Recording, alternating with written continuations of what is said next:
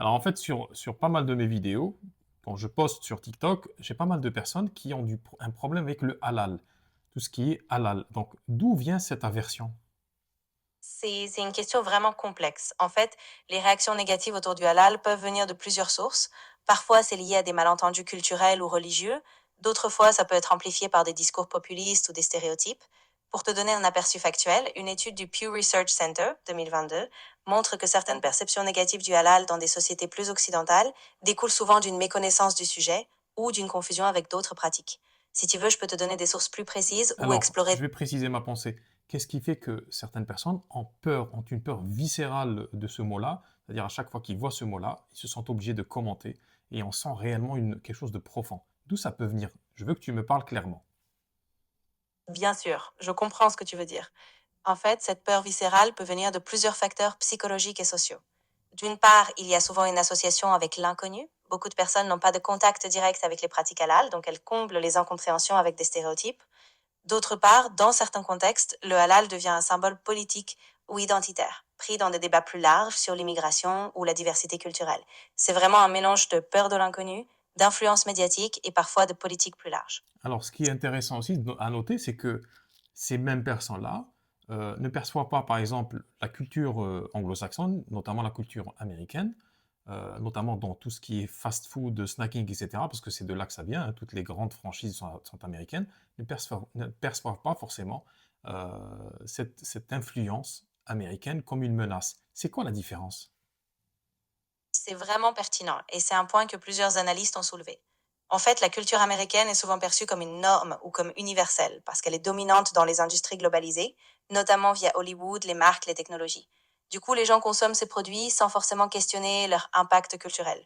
Le halal, lui, c'est souvent associé à des pratiques spécifiques, moins familières, qui sortent de cette norme. Alors c'est intéressant cette idée de domination. Est-ce que ça voudrait dire que la personne qui rejette de manière viscérale et non réfléchie le halal en tant que concept, est-ce que c'est une personne qui perçoit peut-être une forme ou qui accepte une forme de domination qui viendrait des États-Unis et justement en opposé à ce halal qui est véhiculé par la communauté musulmane, ben, pense que peut-être que cette communauté veut la dominer.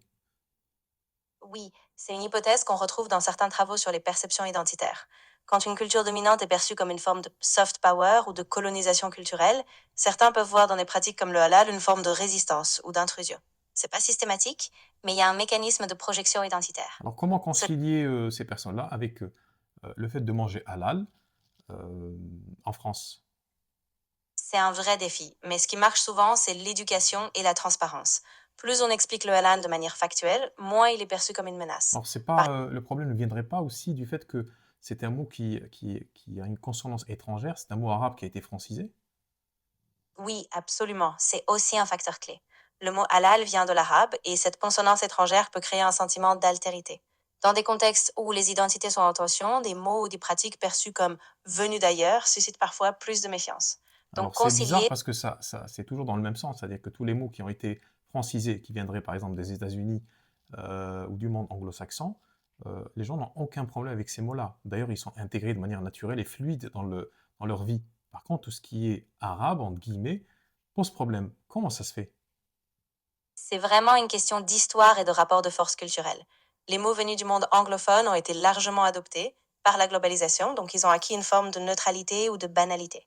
À l'inverse, les mots arabes, eux, sont souvent restés attachés à des pratiques religieuses ou communautaires spécifiques. Donc il y a un double standard implicite.